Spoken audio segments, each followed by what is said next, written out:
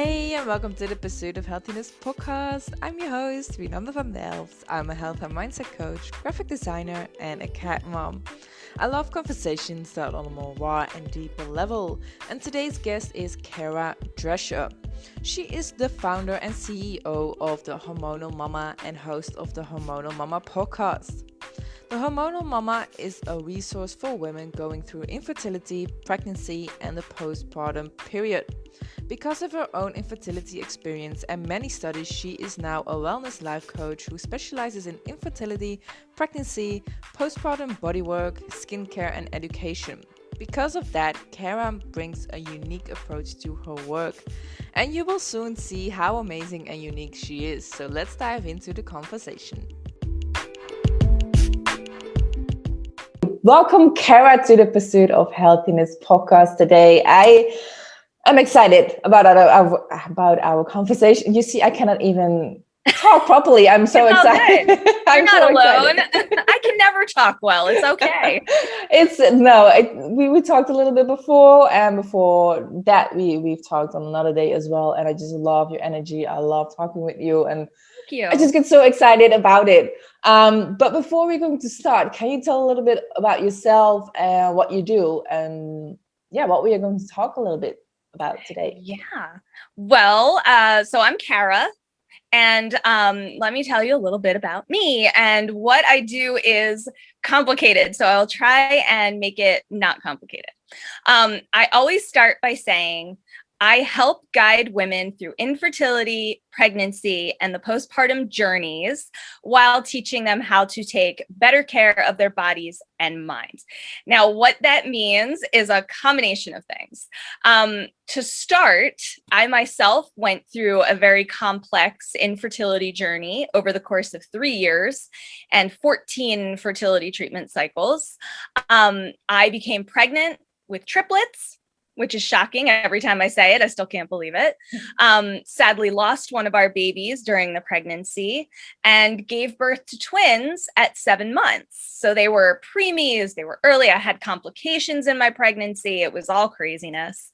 My babies spent the first month of their lives in the NICU, and my postpartum journey, like my infertility and pregnancy journeys, was also complicated.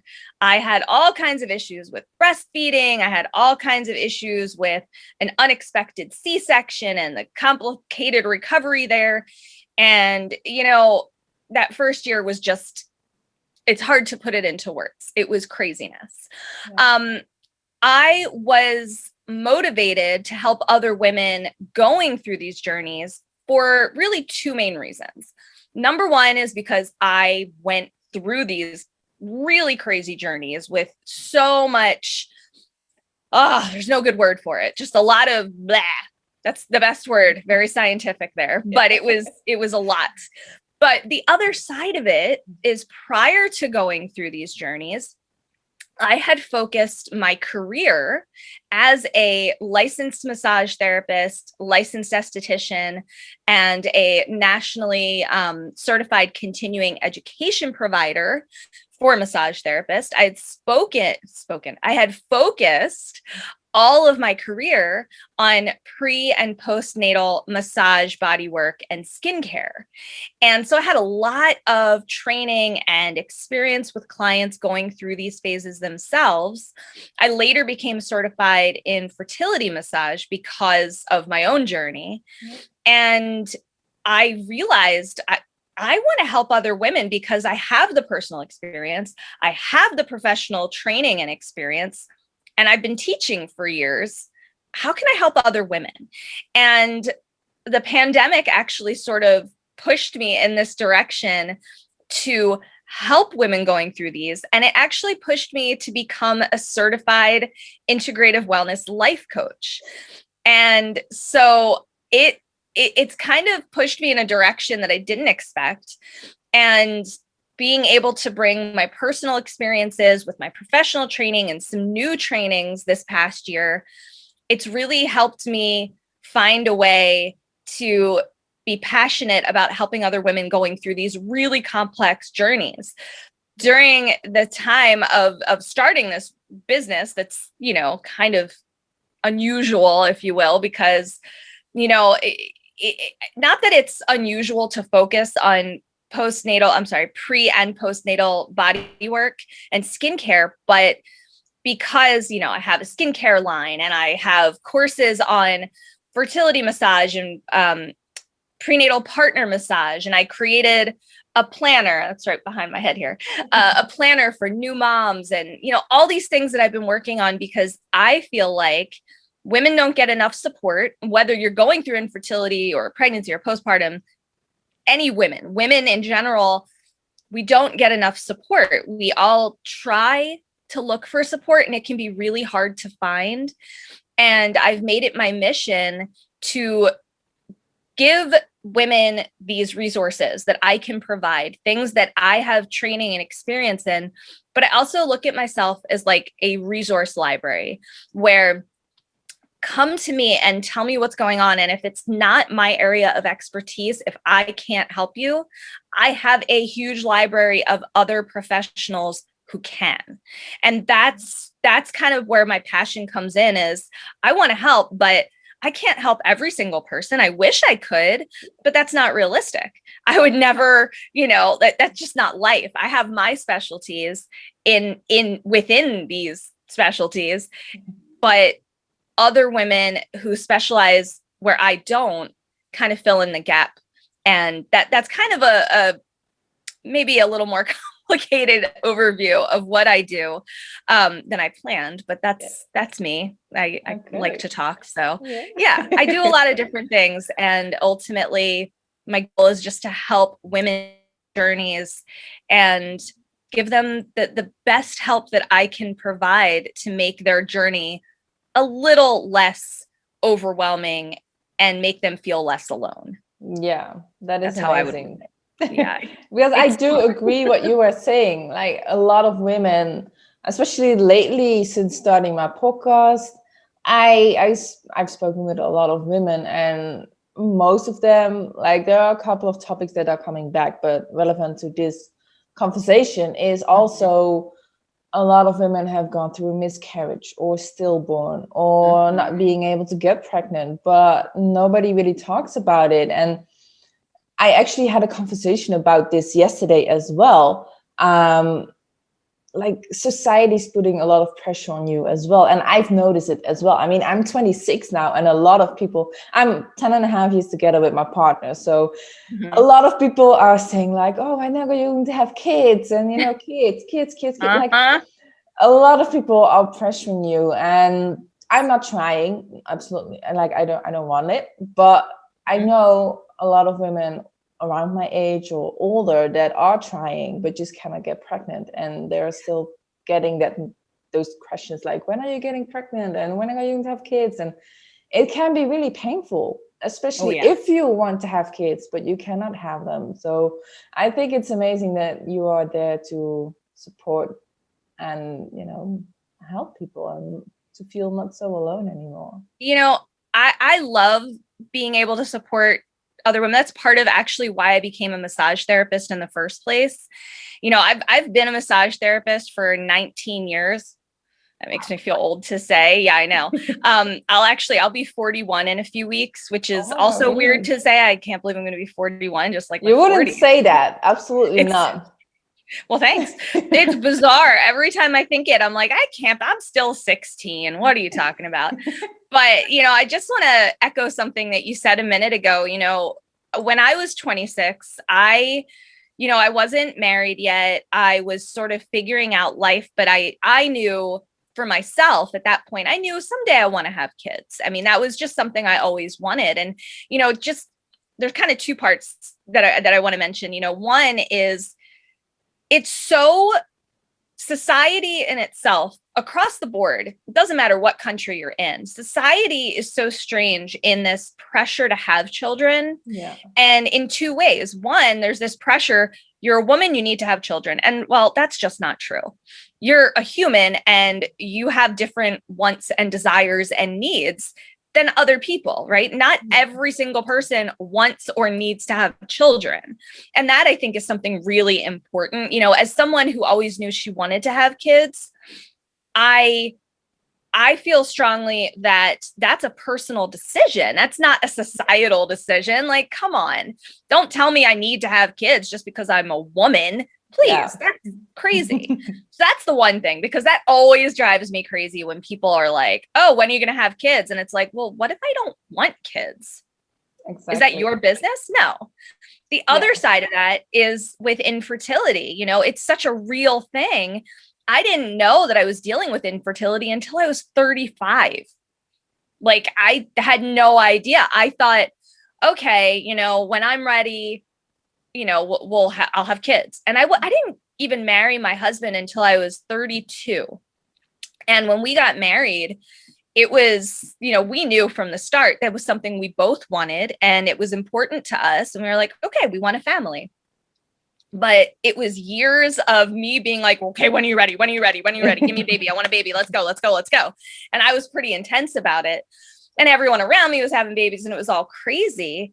And when the time came that we both agreed, okay, we're ready, life is ready, financially we're ready, let's do this. It was, you know, there were like two crazy things going on. We were older, you know, I was 35, he was 37. And, you know, even though it's more common for people to have children older, it's not the norm, you know, like it. And again, like, what does that even mean? Like, there's no normal. Life for everyone is so different, right? I mean, come on, it's just, it's crazy every time I hear that. And it was really crazy for us because we didn't expect this infertility journey. I never had any indication my whole life that I would have trouble conceiving. So, you know, being older puts you at higher risk for infertility anyway, just because of the way that the body works. And, you know, eggs die off over time, and you don't have as many eggs you had when you're younger, and over the age of 30, then over the age of 35, then over 40. It's like a whole thing. But I didn't expect it anyway. I thought, okay, maybe it won't be easy, but maybe it won't be impossible. Yeah. And it's so, when you're going through that journey, it's overwhelming because people don't understand. And people who haven't gone through infertility tend to not understand how complicated and how emotional it is. And I get that, because there was a time that I didn't go through infertility, so I couldn't relate. And I was someone who would be like, okay, well, maybe you're just not meant to have children. Like, I wouldn't say that to anyone because, like, logically, don't say that to someone. That's just a tip for anyone. Don't tell someone maybe you're not meant to have children unless they say, I'm not meant to have children because I don't want them. That's a different conversation. But for me, it was just really strange to tell people once I found out, okay, infertility, that's what I'm dealing with. My diagnosis was unexplained. So there was no helpful information to help me figure it all out. But the hardest part for me was really people not being able to relate, but more so being uncomfortable by my uncomfortable situation. And that's really, I can imagine that, because you don't know how to react. Like, how do you react to something like that? It sucks. It sucks, we know. But, you know, what can you say?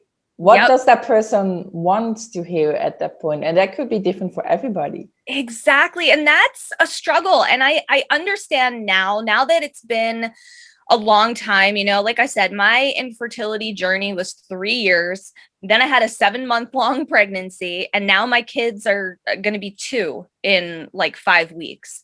And so it's been a while. And now I can look back and say, wow, you know, at the time, let me give you a great example. This is my this was kind of like the turning point for me in my whole journey.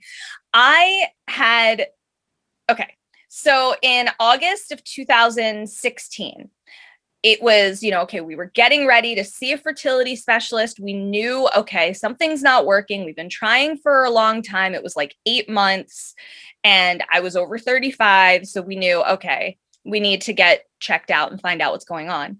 And I went to a business meeting one night. It was a Monday night. And I'll explain why I remember these details in just a minute, because it's interesting. I went to this business meeting for other women in my industry. It was wellness professionals who specialized in pregnancy. We had massage therapists, there were sleep specialists because it was pregnancy and postpartum care. We had Pilates instructors, yoga instructors. It was great. There were like 20 of us, I'd say. And I went to this meeting. It was a networking event, essentially. And one of the first things that anyone would ask when we were all just talking in little groups, getting to know each other, one of the first things that I was asked each time I talked to a new person was, "Oh, do you have any kids?" And every time I'd say, "No." And they'd say, "Oh, okay." And that would have been fine if we had left it at that. But it always ended up going in the direction of, "Well, I'm going through infertility." And nobody ever knew what to say. And in every single conversation that night, what happened was the response would be, "Oh, well, I got pregnant really easily. I got pregnant right away. I wasn't even trying to get pregnant and I got pregnant." All of these responses that were taking the focus off of me and putting it on them. Yeah. And the problem with that was kind of twofold. There were two issues there. One, you could feel the discomfort. You could feel how uncomfortable they were hearing me say the word infertility. And the other problem was that their response when shifting the focus, which is fine, but the response was telling me a story about how successful they were when I was having the exact opposite problem. And looking back on it now, I realize they didn't know what to say. Mm-hmm. And that's not their fault. That's not their fault. They don't know what to say. The problem is that people are just not educated on infertility. If I knew when I was a teenager that infertility was a thing, probably would have made these conversations easier for me and them. You know what I mean? Like, gosh, why can't they talk about infertility in sex education? There's got to be a way to put it in there. But again, conversation for another day. Just one question. Did you also get a lot of people saying like, "Oh, you need to try this or try this position or eat this"? Oh my gosh, yes. Every other thing. If they would shift the conversation, and if it would I'd be like, "Oh, okay, good for you." And they'd be like, "What I did was, you should try this." The biggest thing that I find with infertility is people always want to say to you, "Just relax and it will happen." And they mean well when they say that. Nobody says that to be hurtful, but speaking as someone who went through even a quicker or a shorter infertility journey, having someone tell you to just relax, I mean, pardon the violence in this sentence, but you just want to punch them in the face and be like, "No, go away," because it's so emotional. It's so deeply rooted inside of you that something essentially is wrong with you. And it goes back to that conversation about society expecting as women that we're going to have kids. Yeah.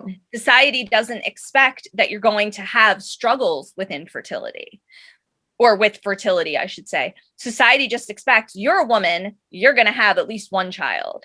Yeah. They don't. So that's like this bigger issue. But yeah, I mean, to answer your question, all the time when I went through this journey, people were telling me, "Try this, try this, try this, try this, try this."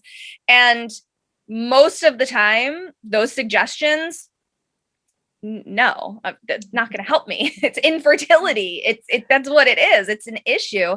There are solutions, but it's not as simple as, like you said, just try this position and you'll get pregnant. No.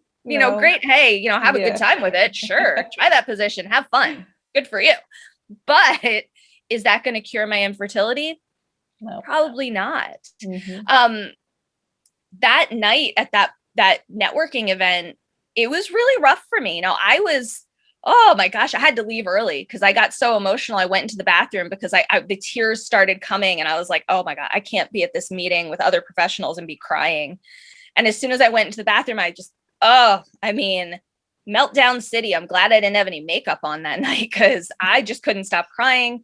And I knew I need to leave. It's time for me to go. And I cried for hours that night. And I just cried and cried and cried because every conversation switched to, this is how easy it was for me. And I just said how hard it was for me. And in any situation, it doesn't just have to be infertility. When someone tells you how hard something is for you, the right response is not to say, oh, well, for me, it was super easy. Yeah. How's that helpful? Yeah. And to make a long story short, I woke up the next morning with ultra swollen eyes from crying all night. And again, long story short, I had a really bad accident that next morning. And because my eyes were so swollen, I was so upset. I couldn't see where I was going. And I slipped and fell down the stairs and had a severe shoulder injury that put me out of work for over a year.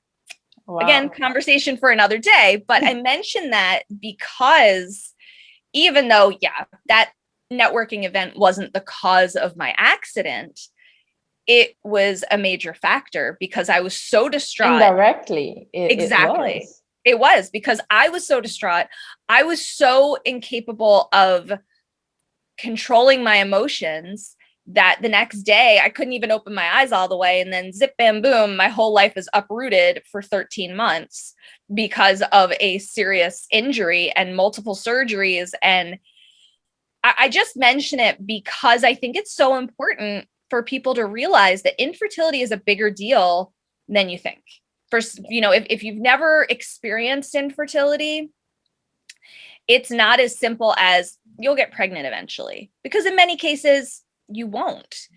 It's a journey. It's a very complex, difficult, stressful, deeply emotional journey. And I just want to go back to something you said a little while ago about it's really, in a lot of ways, it's not that different than if you're going through, I don't want to have children, but everyone's in my face about it all the time. Everyone's telling me, when are you going to have kids? And while I can't relate to that because I did want to have kids and I did go through infertility, I can't help but think that there's a very similar connection in, well, what's wrong with me? You know what I mean? With infertility, you can't get pregnant and you question all the time, what's wrong with me that I can't get pregnant? If you don't want children and people are constantly in your face telling you, when are you going to have kids? When are you going to have kids? Why haven't you had kids yet? I don't have grandkids yet. Right. I mean, like that the comes question a lot as well. It's so crazy. And I can't help but think there's got to be a part in your mind that's like, well, is there something wrong with me that I don't want kids? When there's not. Well, maybe I do want to have kids, but not right now. Right. And that's the other part of it. Why does everyone think I have to have kids right now? I just feel like there's this pressure, this outside pressure that people put on everyone else that, like, why? Focus on you. Yeah. If I want to have kids, I'm going to tell you. Or better yet, say, oh, do you want to have kids? That's, I think it depends on how close you are with the person to ask that question. It is actually a really personal question. Extremely personal. But besides all of that, I mean, see, even if you don't want to have kids, I mean, there are too many people in the world anyway. So why do you care if someone doesn't want to have kids? It's, I'm so glad you said that because that's so true. And I just don't understand why people are so nosy. Like, why do you need to know every detail of my life? Yeah. That's pretty personal. That's, it's like when people say to someone, when are you due? And you're like, I'm not pregnant. That happens. People actually ask these things. I had, years ago, before I even was going through infertility, I think I had just gotten married and I had a husband and wife massage clients that I would see at the wellness center that I was working at. And at the time I was the manager, and I don't remember how the conversation came up, but I think the wife either was pregnant or they were trying to get pregnant.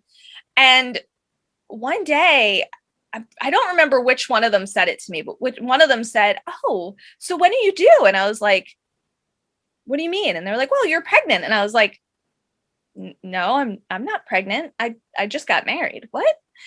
And I could see just how uncomfortable they were. And I thought to myself, where did that even come from? I don't understand how anyone thinks that that's an appropriate question. If I'm pregnant, I'll tell you I'm pregnant. Yeah. I'll discuss it with you, but asking someone and then realizing, oh, they're not pregnant. That's like, it's just, I just get so worked up about it because I don't understand. People I should tell you a story then, because a friend of mine, she was pregnant. We were working at the same place. A lot of people always say we look alike. They think we're sisters. Mm-hmm. Well, I'm on the heavier side. So, I can't imagine that someone would think I'm pregnant, especially if I'm bloated. I run into that a lot. I have a very round belly. Not the issue over here, but she was pregnant. So we had customers, like regular customers, and sometimes they couldn't get us apart. I don't know why. We don't really look alike, but a lot of people think we're sisters. Mm-hmm. Anyway, so they were like, oh, you're pregnant, and when is the baby coming? And I was like, I'm not pregnant. I was like, that's my colleague. And they were like, no, you're the one who's pregnant. And I was like, no. For sure I know.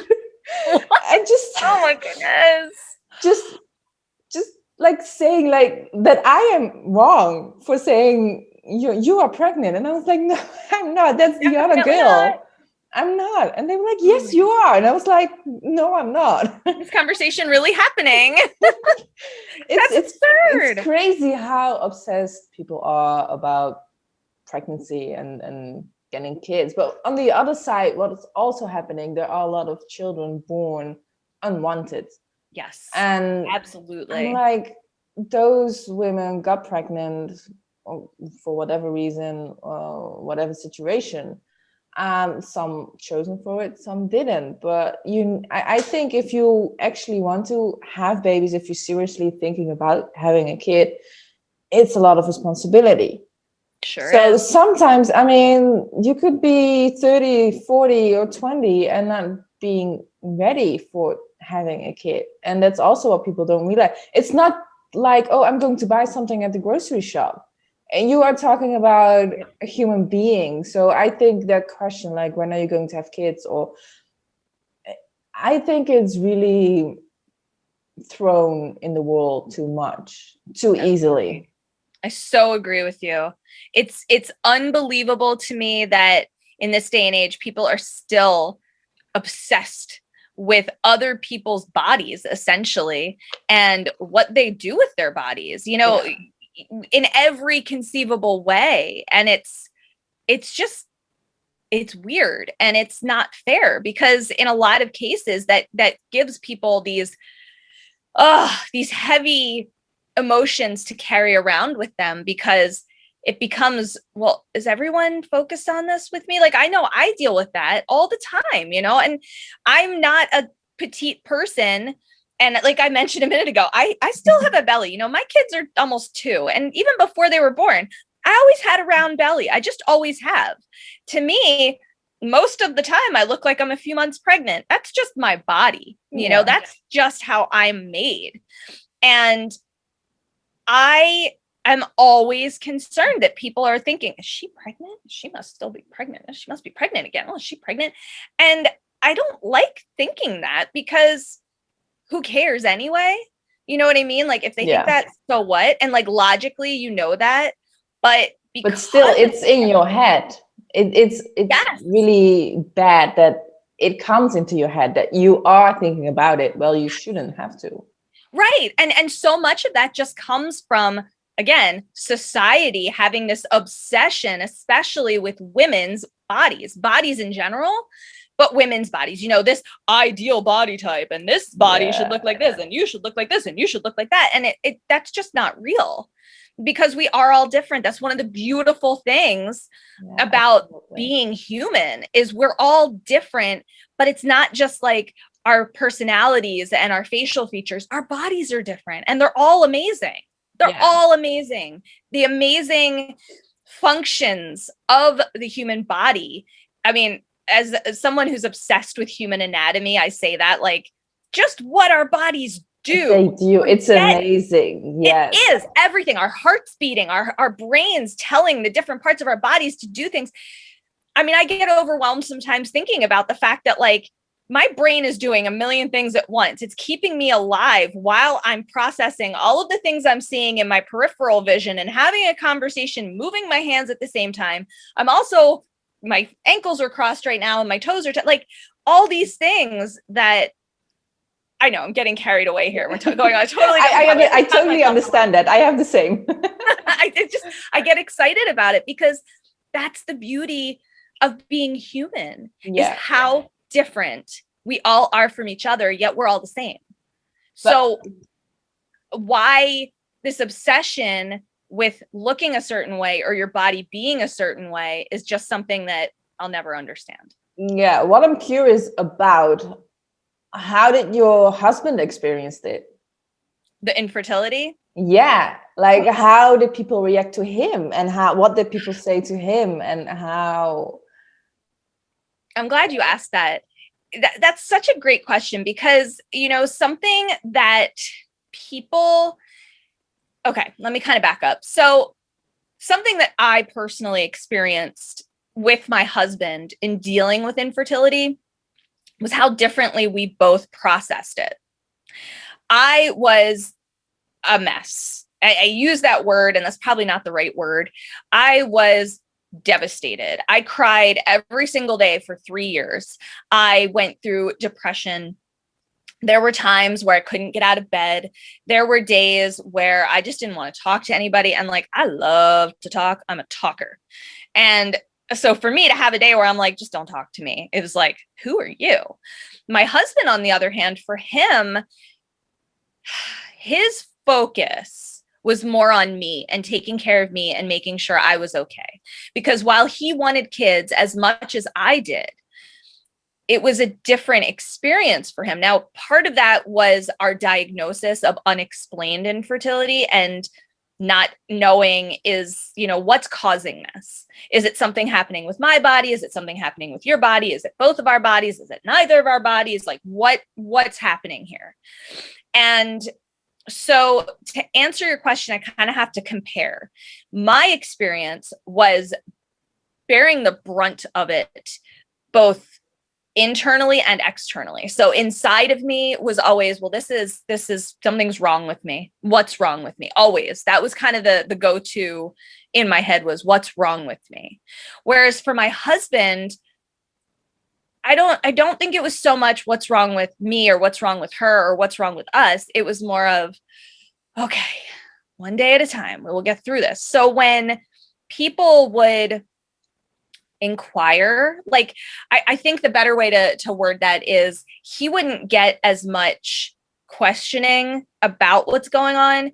Occasionally he would get questions from family or friends like, oh, are you guys planning on having kids? You know, you've been married for a while. Like, we got married 2012 and 2015 was when we started having, so a few years, like 3-ish years or so. And, you know, people think the minute you get married, you're going to have a kid the next day. I mean, I don't understand that at all, but okay.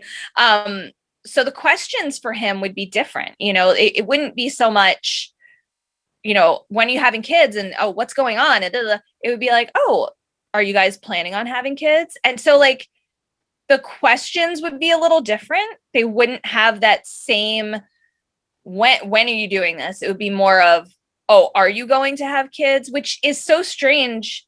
Maybe not. I don't know if it's strange or not. To me, it seems strange. Like, I think it's just strange too, because of a couple of reasons. One, to make a baby, you need 2 people. So right. Exactly. As much as you need the woman, you need to have a man as well. So exactly. Yeah. That's a fact. I mean, that's just nature. Babies don't come from one person. Exactly. I mean, so yeah. I feel like, I'm glad you said that. I really am, because I think people focus so much on, oh gosh, I mean, there's so much behind my thought here.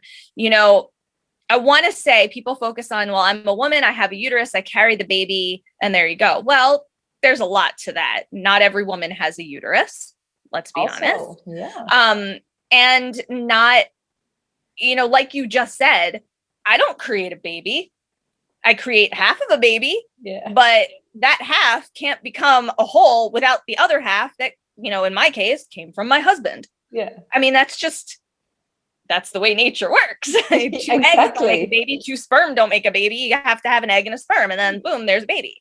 Exactly. That's the nature of it. Now, granted, there's so many other factors.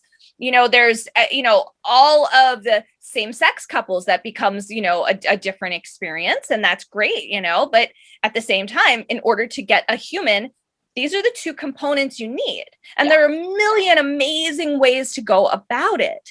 That's one of the great things to me about fertility treatments is you can have a baby just because, the traditional way, whatever.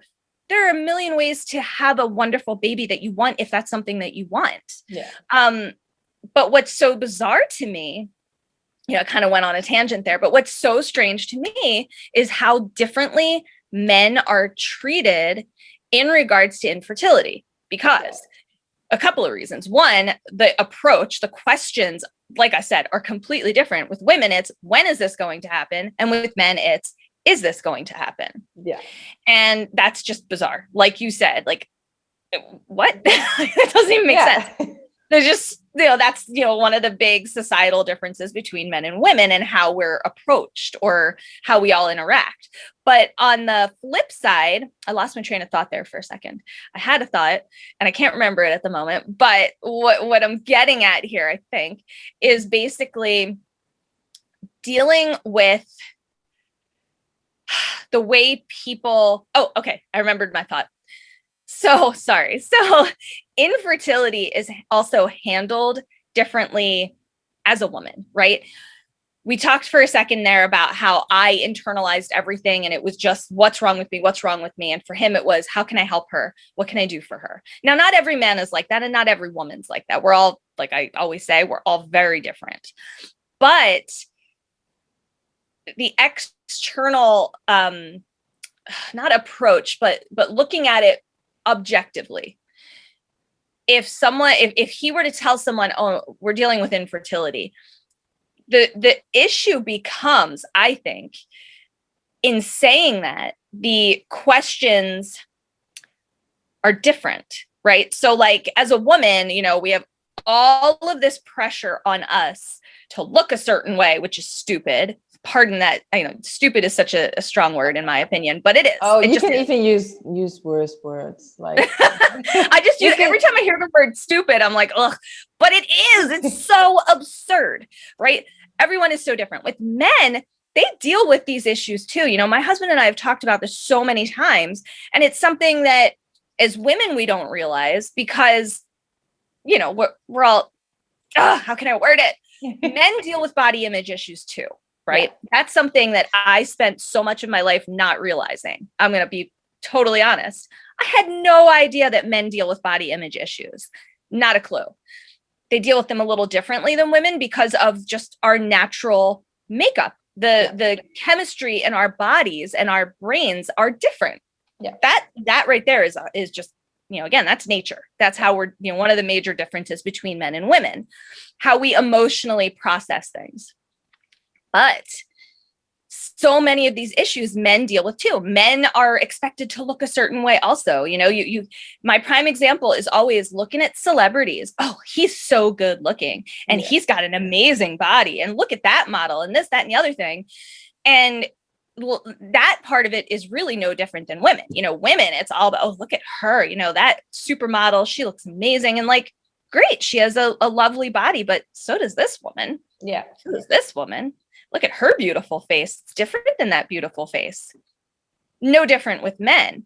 But when you're dealing with something like infertility and it is affecting your ability to reproduce, there's a similar but different stigma attached to it. As women dealing with infertility, there's a stigma, right? It's talked about more than it used to be. And I think a lot of that is more and more celebrities are sharing their stories with infertility, which is amazing to me because it reminds the rest of us we're not alone. You see like my prime example here. I always have prime examples, but here's a good example. Magazines like Us Weekly, right? You go in Us Weekly and it always has a section, celebrities, they're just like us. And they're doing things like taking out the trash and putting money in a meter and driving a car, riding a bicycle, whatever. Yeah. And so I think of that. I always laugh at that because I'm like, they're humans. Of course they're what? I always think that's so weird. But something like infertility, when someone like Chrissy Teigen, who has shared her infertility story, and it's amazing that she shared so much. And I mean, I just think it's amazing that she has shared so much of her story so publicly, because I think she is one of those people who has opened up the door for other women, because I'm talking about women for a second, other women to understand this isn't everybody issue. This isn't just specific to certain demographics or certain people, right? Infertility happens to a lot of people. Sometimes there's a diagnosis, sometimes there's not.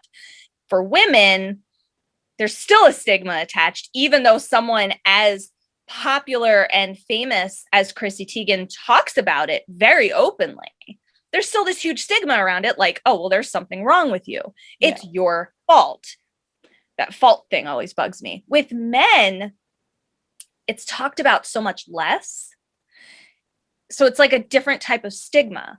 If a man talks about their infertility issue, for example, something like low sperm count or low motility, there's all of these things that they look at with sperm when you're dealing with infertility, all these different tests to determine, is there an issue with the sperm? Mm-hmm. Men have this masculinity concern. So if there's an issue with their sperm, then it becomes like this big emotional, okay, I'm going to retreat inside, because what does that mean? Does that mean something's wrong with me and I'm no longer a man? And really, it's the same as what women go through, but women are more, can't think of the right word.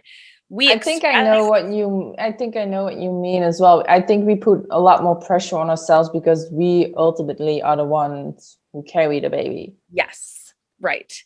And it's different. It's just interesting because I think, based again on my conversations with my husband and paying attention to what goes on in infertility, since it was such a huge part of my life for so long, and it still is. I mean, it never goes away. I just said something on Instagram about this last week. One of the really weird things is people think, oh, infertility, once you get pregnant, or if you get pregnant, all of that goes away and you no longer have to worry about it. Well, it doesn't. It stays with you. And I don't know with men if it's the same way, because I'm a woman, so I don't know. But men don't talk about it as readily as women do. I think that's kind of what I'm getting at in a very convoluted, inarticulate way, is men, there's so much more pressure that men put on themselves in a different way than women do. With women, Absolutely. It's all about how we look. And with men, it's all about how they function, kind of, like, function, am I a providing, real man? Yeah, exactly. And so it's just a very different experience. But, in my case, I'm very lucky. My husband was and is such a supportive person that he was able to see, this is affecting her more deeply than it's affecting me. I need to be there for her, and I need to know how to help her. And that in itself is a struggle when you're, going through infertility. And a lot of the time, how do I express my needs? How do I say what I need in order to get through this? Because most of the time, if he'd say to me, how can I make this better for you? I'd be like, give me a baby. It'd be my answer. Get me pregnant. That'll solve it. And it's hard when you're going through it, because it's hard to say what's going to make this better. Well, the only thing that's going to make it better a lot of the time is if I could just get pregnant already, if I could just be a mom. Yeah. But that's not really the answer, because there are so many different ways to become a mother. And a lot of it's tough because it's not as simple as just adopt. A lot of people say, oh, just adopt. That's what you should do. And that's an amazing option. But for everyone, it's not their go-to, or it's not ideal, or they can't afford it. It is so expensive. It is expensive. Yes. That's what I wanted to say. Like, oh my God. I don't know. I think it's a couple of weeks ago that I've heard it's a couple of thousand, 10,000, maybe even more than that to adopt a baby. And I'm like, wow. It's really, really interesting because fertility treatments also depends where in the world you are. I mean, that's absolutely 100% true, depending on what country you're in and even other factors. For example, I went through IVF. Well, I went through it once, but I was planning on a second cycle when I got pregnant unexpectedly. But that's a story for another day. My example is my infertility. The first IVF cycle was $8,500, not covered by health insurance. That's a lot. We didn't have that money. And again, that's another story. We got a grant, we got a loan, we got a lot of stuff to help us with that. But when I went to a different doctor and we were preparing for a second round of IVF, her prices were different. Her prices were $9,800, which are really good prices. Sometimes IVF can cost upwards of $15,000 or $20,000. Yeah. And then adoption in a lot of cases can be like $30,000 or more. Surrogacy can be like $60,000 or $100,000 even. It just depends. And the really frustrating thing, as someone who went through infertility, knows a lot of people who have been there and on both sides either became parents one way or another or couldn't afford it. And that's the problem that I have with it all. I understand why it's expensive. I get it. That, trust me, I'm not trying to say it shouldn't be expensive, because for a lot of reasons, it should be. Yeah. But there's got to be, and this, again, I know this goes on a totally different direction, but I feel really strongly, there's got to be a way to make it affordable, whether it's, more grants. There are some amazing fertility grants out there. I have a whole thing about that. But on top of that, health insurance should cover some of these things, because how is it fair for one person to be able to have a child and not have to pay for it, and another person who's been trying for 20 years to have this one thing that they want, and they're out hundreds of thousands of dollars because their treatments didn't work and this one didn't work, and then eventually it did work, and here we are, we've spent $30,000 or $150,000 on a child, and now we can't afford the house, and we can't afford a car, and we can't afford the other things in life that we need. And we're paying off this loan and we're paying off that loan. And that just, again, that's a whole different conversation. Yeah. But what I'm getting at is that it's super complicated, every aspect of it. And I just feel strongly that there needs to be a way to make it easier on us financially, emotionally, spiritually, physically. All of these things play a huge role when you're going through infertility, and it takes a toll. Yeah. And here I am, this is 2021. I started going through infertility in 2015. A lot of people go through it a lot longer than I do and lose a lot more money than I did. But I still think about it every single day. And not just because it's what I do in my business, but because every day I look in the mirror and I say, I'm a mom. I have children. There's no way, because I went through this. Yeah. How's this real? And that's just one aspect, but that's what I'm getting at, is that it never really leaves you. And it's complicated for men and women, just in different ways, because we're different creatures. Yeah, absolutely. I do have a question, because what I often hear is that if you do IVF, it's really common that you get triplets. Or twins, yeah. Or even more. So do you know what the science is behind that? Yes. So there's actually a couple of things around this, and that's what's so interesting to me. So twins and triplets and multiples, there are two different kinds. Really there are three, but I'm going to focus on two: fraternal and identical, right? Fraternal is simply two eggs. We'll just focus on twins for a second. Fraternal twins are two eggs, two sperm. The two sperm fertilize the two eggs, and here you have two babies. Yeah. Identical twins are when you have one egg, one sperm, right? One egg, one sperm. They fertilize, and somewhere along the way, in the very early stages, it splits. right? It splits, and there are different points during its journey down through the fallopian tube into the uterus where it splits into two. And it was one, it split into two with identical DNA, right? Everything is the same in these two. So that is a very generalized difference between the two. When you talk about higher order multiples, which is triplets and above, it gets a little more complicated because it could be 3 eggs and 3 sperm, which is what happened to me. I had 3 eggs that were fertilized by 3 sperm. You could have 1 egg fertilized by 1 sperm and it splits into 3, or you could have 2 eggs fertilized by 2 sperm, one of them splits, and then you have identical twins and a third baby, and so on and so on. With IVF, okay, so let me back up. So different types of fertility treatments can result in multiples. So IUI, which is intrauterine insemination, also known as artificial insemination. I'm going to start there real quick because I think that's just as important. Sometimes that can result in multiples, and usually the reason behind that is the medication or injectable medications, oral or injectable, that you're taking to help your body ovulate. So what can happen is these different medications can cause you to ovulate more than 1 egg.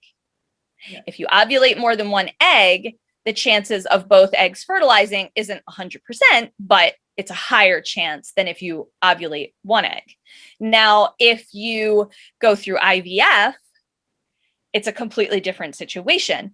IVF, you kind of have a protocol where you take certain medications, injectables, you know, like, gosh, I know from experience how many times my husband had to stick a needle in my stomach. And that medication would help trigger certain hormones, certain reactions.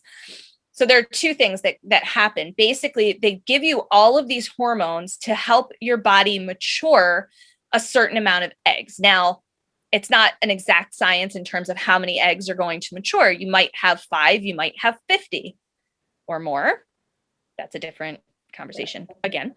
But when you go in for the IVF procedure, there are 2 procedures. There's an egg retrieval. During an egg retrieval, they go into your ovaries, and basically the eggs that have matured and are getting ready to release like they would normally do, they go in and they take those eggs out because they're mature and ready to be fertilized. That's a simple explanation because sometimes they're not mature. But again, that gets scientific. Yeah. Let's stick with the most positive situation.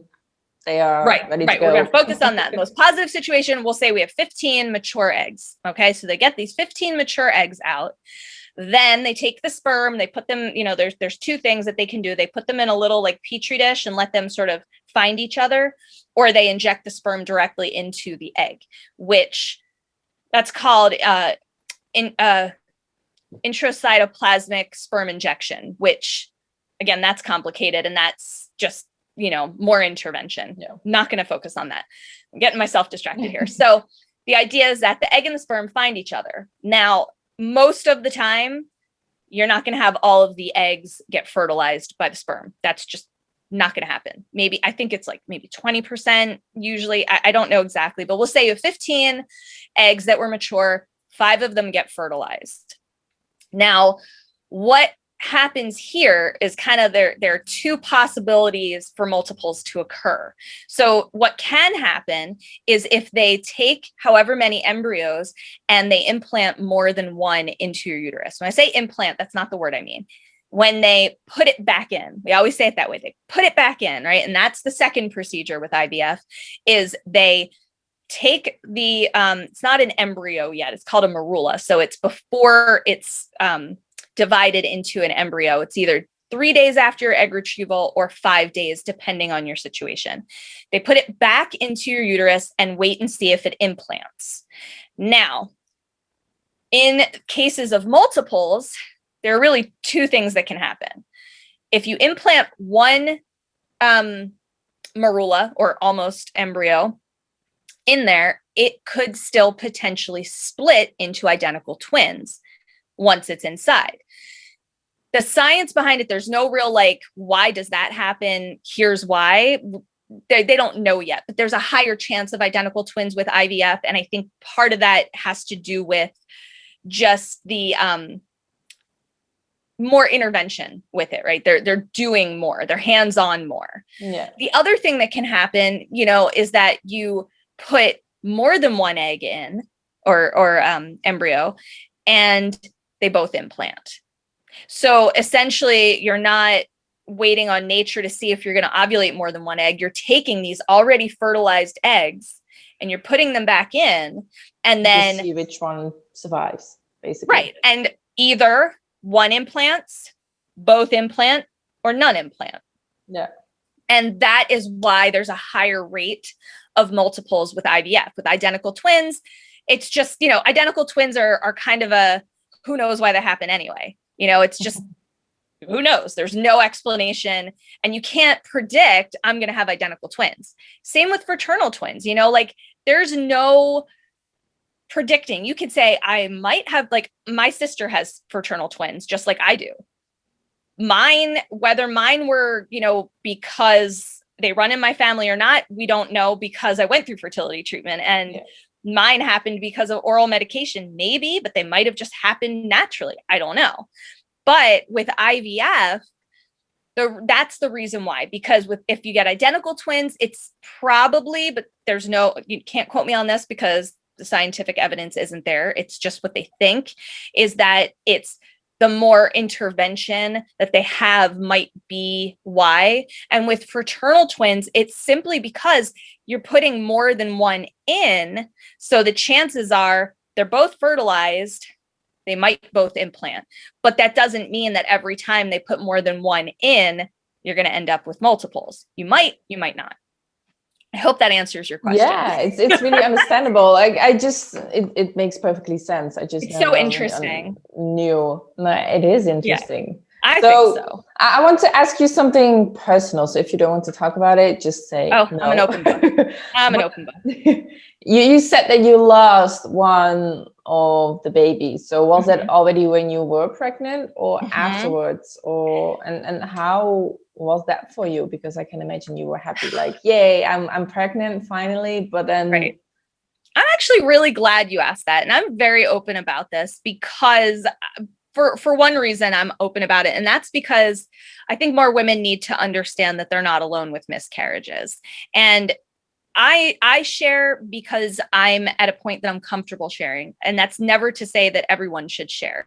It's all about whether you're comfortable or not. In my case, we were preparing to do another cycle of IVF because our first one didn't work.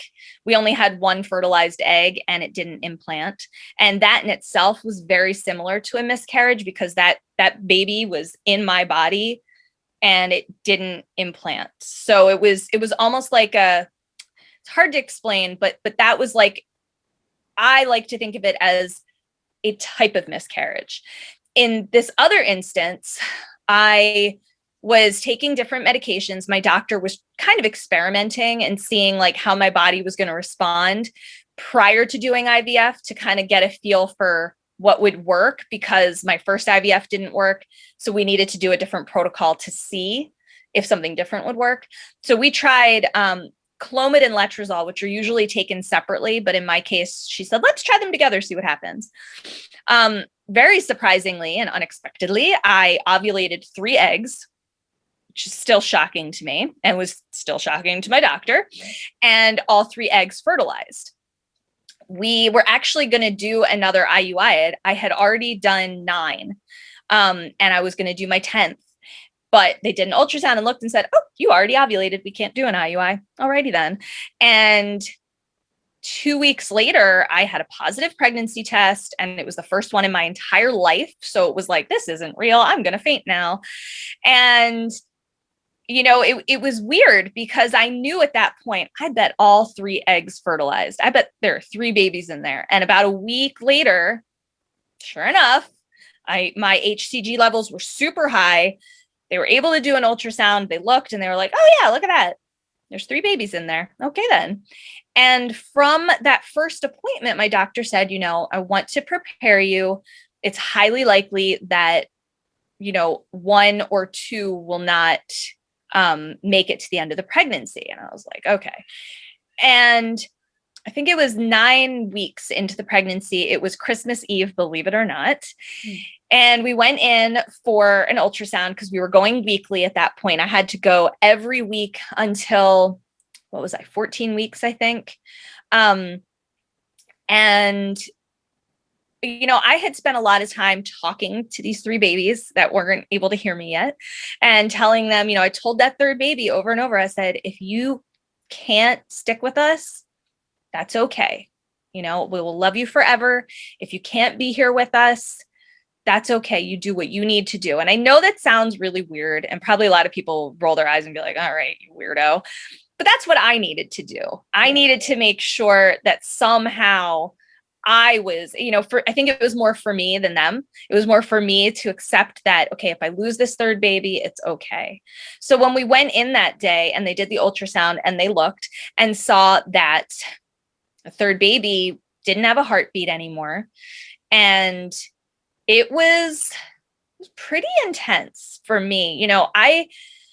I think I was 7 weeks and I had some heavy bleeding, and it was much more than spotting. Yeah. And I was completely like, what is this? Here's where it gets kind of weird, because at the time, the doctor, we didn't know that we had lost that 3rd baby. Yeah. The doctor saw that I had a subchorionic hematoma, which is basically, it's hard to explain, but it's kind of like, almost, if you think about it, it's like a bruise. So it's a collection of blood in a specific spot within the uterus.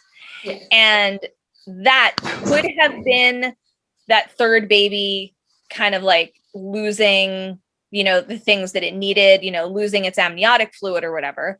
But won't get into that. What I will get into is realizing that 3rd baby didn't have a heartbeat anymore. That 3rd baby was no longer viable. And for me, I never knew what that would feel like. I had no idea what to expect because I was so convinced that that 3rd baby was going to make it and we were going to have triplets. And it was weird, is really the first way I would describe what I felt. I felt confused, I think, like, well, how come these other 2 made it and that one didn't? Yeah. And, my experience, I think, was very different than a lot of miscarriages. In a lot of cases with a miscarriage, not in all, but in a lot of cases, what's happening. You get cramps and you have bleeding and you can see what's happening. I didn't have that. I also had 2 other babies that were growing inside of me. And that made it really complicated for me to kind of know how to feel. And that's such a weird thing to say because you can't ever really know how to feel. You feel how you feel. Yeah. But I was sort of like fighting my emotions. I was terrified pretty much the rest of the pregnancy that I was going to lose my other 2 babies. I can imagine. I mean, it was weird. And at the same time, I was so happy to be pregnant after so much. I couldn't believe I had 2 babies in there. But I was also devastated that I lost one of my babies. I know it was early, but the thing that I try and tell women all the time, it doesn't matter at what point in your pregnancy. If you lose your baby, it doesn't matter when. It's devastating. It's still your baby. That's why I look at my IVF failure as similar to a miscarriage. It's not technically a miscarriage, but we had this fertilized egg. We named it Nemo, like Finding Nemo, because it was swimming around. So nerdy, but we had that little baby in there, and it just couldn't implant for some reason. And so I'd already gone through that, which again isn't a true miscarriage, but was extraordinarily emotional. And here I am going through a real miscarriage, and it was so different. And I think for me, part of that was because I had 2 other babies that were relying on me. And I don't know that I ever really got the chance to grieve that loss. I'm not sure that I ever allowed myself to. I think I felt guilty, grieving the loss of a baby when I had 2 other babies that I needed to be happy for. And that's, I think that's a myth. Pregnancy is weird. There's ups and downs and it's all craziness. But in the end, it was tough. I mean, I can't think of a good word to describe it. It was a very strange experience to go through. And I think miscarriages are a very strange experience to go through. They're so much more common than people realize. And I think that's what makes it so hard to go through, is because you feel so alone and you feel so understandably devastated. But and this goes back to the whole we're all unique, we're all different kind of thing. We are all different. We handle things differently. And I don't think that there's any one way to deal with or process, the emotions of a miscarriage. I think everyone handles it differently. Sometimes you're just like, okay, and you move on. And other times it takes years to heal from that. And there's no right or wrong way to process that kind of loss. It is a loss. And loss, no matter how you lose someone you love, is intense. And you have the more than the right to grieve and deal with that. You know what I mean? And for me, it just became complicated because I was so focused on, I've got these 2 other babies. What if I lose them? What if my worrying and grieving this baby causes the loss of these babies? And that's something that's really common, is you kind of start to think that, how can I word my thought process here? You start to think that your reaction to something, sorry, I'm shaking my computer here, is going to cause, I don't know how to explain what I'm saying. It's complicated is kind of what I'm getting at. Yeah. It's complicated emotions, and it's very hard to know how to process them. Yeah. I have another question. I'm really curious to see what your opinion on that is, because you have been through it. Well, I believe, because our bodies are amazing at keeping us safe. And I also believe that sometimes if you cannot get pregnant in that moment, it's because your body is not ready for it. Mm-hmm. But that's because you are too much in the stress, because it takes a lot on your body to create another human. So if your body is not ready for it, I believe that at that point you cannot have a baby. But I also believe that sometimes I don't want to step on someone's toes or hurt someone, but if you get a miscarriage, I also believe that maybe there was something wrong with the baby to begin with, and maybe it's better that it didn't fully grow into a baby. Mm-hmm. Because otherwise it would have problems, or I don't know, it wasn't ready yet, I would say. I don't. Mm-hmm. I hope you understand what I'm trying to say. I totally totally understand what you're saying. What is your opinion on that? Again, I'm really glad you asked me that, because I think there is a lot to what you're saying. I feel strongly, when you look at the science behind miscarriages, it's complicated. There's more often than not, there's no diagnosable reason for the miscarriage, right? Most of the time, we don't know why a miscarriage happens. Most of the time, it just happens and we can't prove this is the cause. Now, sometimes we can, sometimes it's a chromosomal abnormality, like you were just saying, basically. Yeah.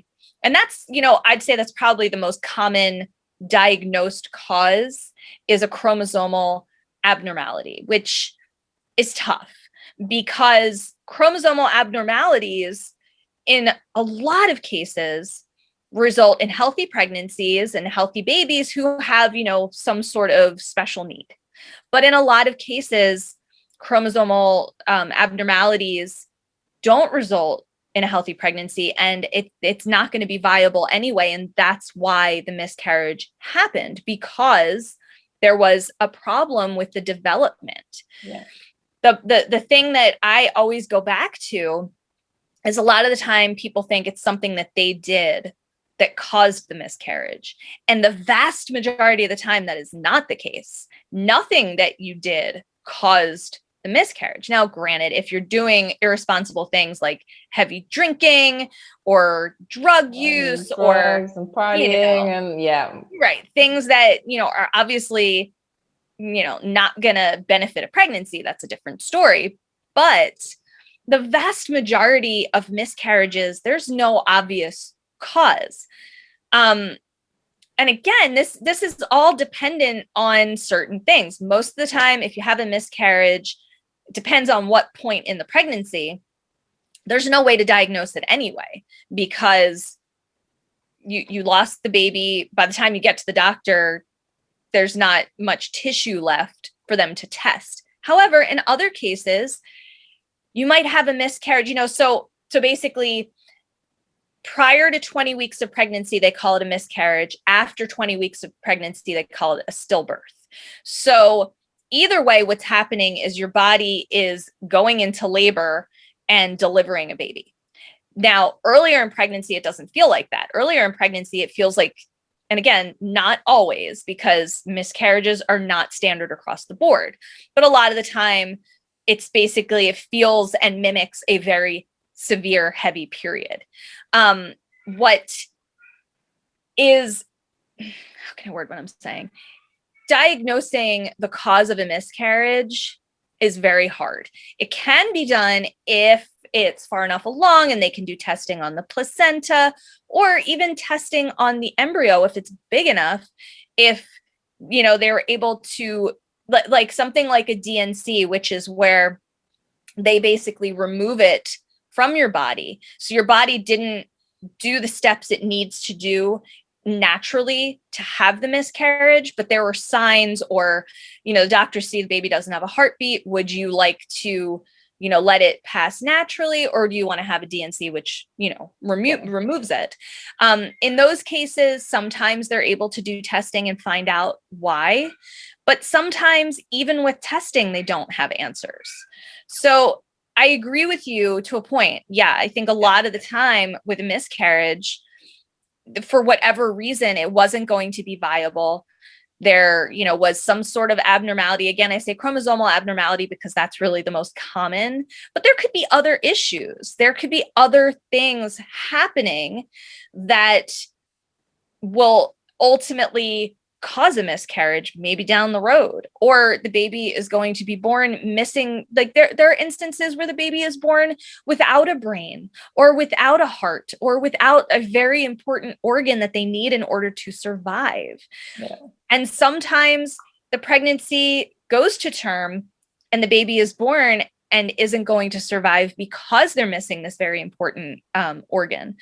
That, again, that is a topic for another day. Yeah. But a lot of the time, things like that are what cause miscarriages. So yeah, I think it's kind of, I don't know the exact statistics on it, but yes, there are instances where it's because of this abnormality of some kind that the essentially the baby, I can't develop anymore. And this is just where I leave you, essentially. Mm-hmm. And then other times, your body just for whatever reason couldn't carry it, whether it's because the baby implanted and then there was a problem with the placenta and the placenta detached, but it was early enough. Like there's so many things that could cause it. Mm-hmm. And then there are so many instances where we just don't know why you miscarried, you lost your baby, and we don't have an answer for you. And that's one of the worst feelings in the whole world, is miscarrying and not having an answer as to why. I mean, even when you have an answer, it doesn't make it any better. Don't mistake what I'm saying. It's just as horrendous to go through that kind of pain. But sometimes having an answer is helpful. Yeah. Again, sometimes it's not. Sometimes having the answer is like, well, that didn't help me at all with my closure or my grief. I mean, so there's my very complicated opinion. So my opinions are never one word. What is the biggest lesson that you've learned from all of this? The biggest lesson that I have learned from all of this is just, there's so many things that I have learned, but I don't know that I can narrow it down to one. I'd say there are a few things. One, taking care of your body. In my case, taking care of my body. This is one of the most important things that I could do for myself. You know, it's so important to take care of yourself. And when I say that, I'm a mind, body, spirit kind of person. If you are not taking care of your mind, you know, mental health is so important. And there is such a stigma around that. Again, these are things I don't understand it. Why is there a stigma? Mental health, hello. You need to take care of your mental health, whether that means seeing a specialist. You know, I saw a therapist throughout my infertility journey because I needed that. Yeah. And I'm very open about that because infertility takes a toll is an understatement. And I needed that. So whether that's seeing a therapist or, you know, seeing a psychiatrist, going on medication if you're depressed or dealing with anxiety or whatever, or it just doing something to help your mental health, whatever that is. So that was one thing I learned. I definitely learned that taking care of your body, eating certain foods, healthier foods. I'm not a health food nut. I mean, don't get me wrong. I love to eat like jam-packed salads and I love greens. I love vegetables, but I love my meat too. And I like my fried foods. You know, I love food. Balance. It's okay. It's good. Right? Balance. And some of it is understanding that there are certain foods that have the potential to help boost fertility or help along the way. Things like pomegranate juice and pineapple can help during the process, but I also learned not to solely rely on them. I learned taking care of my body will help my mind. It will help me go through the journey because I'm feeling physically better. Yeah. One of the best things that I learned is getting support.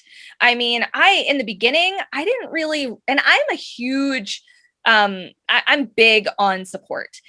I had no idea that support came in the form of Facebook groups. And I know that sounds really weird because like I'm in like, I don't know, 150 Facebook groups. I belong to so many Facebook groups. It's absurd, but they're all helpful for different things. Yeah. I found as soon as I joined a support group on Facebook for infertility, my journey got a little easier. And part of that was because I discovered I'm not alone. None of the people close to me could relate to what I was going through or understand it. They were super supportive. Don't get me wrong, but they couldn't relate. And I joined a few different groups. I joined one for, you know, IVF over the age of 36. And I joined one that's just general infertility and one for non-religious women going through infertility, you know, all these different groups. And they all had different benefits. And the great thing for me was not feeling alone, seeing people asking questions that I was thinking in my head. Yeah. And it's helpful because I didn't have to be in person. And talking about infertility when you're going through it is very emotional. And sometimes you don't want to see people in person because you're going to be emotional when you're talking. And for some people, that's really hard. Yeah. So joining these support groups online were so helpful for me because it took me like a year before I started being active in the group because I was still getting comfortable with my diagnosis and understanding what I was going through. But seeing all these other women sharing and asking for support and then just posting things and sharing all this stuff, I thought, oh my gosh, knowing that I'm not alone just makes all the difference because I'm not by myself here. Yes, like I said in the very beginning of our conversation, all of our stories are unique. Right? No one's story is exactly the same. We can have overlapping similarities and there might be like every single thing is the same except this one thing, but we're all still unique. And that's kind of the beauty of it. We all have this unique experience, but joining a support group like that was so helpful knowing that even though my story is unique and no one else's is the same, there are all these things that are similar that they're going through too. Yeah. And that takes so much of the weight off. So I'd say, you know what, that's probably the biggest lesson I learned is that support is essential, but the caveat to that is support from others who are going through a similar or the same type of journey is just as important. Agree. Having support from those who are close to you is important, but having a different kind of support really from people that you don't know who actually know how it feels. Exactly. Yeah. So that's I think that's the biggest thing I learned that I didn't realize in the beginning. Yeah. So how can people contact you if they want to learn more about this and need the support that you can help with? I have really the two places. That's my website, which is www.thehormonalmama.com. Yes, cheesy, I know, but it is what it is. And I'm on Instagram. My handle is the Hormonal Mama. I've been on there a lot lately. I'm finding it's a good place to connect, and so that because it can be really hard to reach out, and it's a good place to kind of get to know me a little bit and what I'm about and what I can offer you, without feeling like I don't want to send an email. I'm not ready for that, because I know what that's like. So I'd say those are really my two main places. I'm also on Facebook, same handle, the Hormonal Mama. But yeah, those are the places to find me. That's where I hang out these days. Lots of time online. Cool. I'll leave it in the description so people can contact you. And I want to thank you for this conversation, and I want to invite you back if you want, because I know we have a lot more to talk about, and we already talked a long time. I know. I'm a talker. I have so many stories. I love it. It's so interesting, and I think our listeners will think the same. So I would like to invite you back and then talk a little bit more about this, but also about postpartum and everything else. I would love that. I have so much to share. Amazing. My stories are crazy. Thank you so much for having me today. This is so lovely. So lovely. Oh my God. Wow. That was an amazing conversation. I've had the best time, and I hope you did as well. I told you Cara is amazing and unique. If you want to work with her or want more information or simply just want support, we are here to help you, and all the details are in the description box. I just want to say, next time, be more mindful when you ask a woman when she's getting pregnant. It can be a really sensitive topic for some, as pregnancy does not come easy.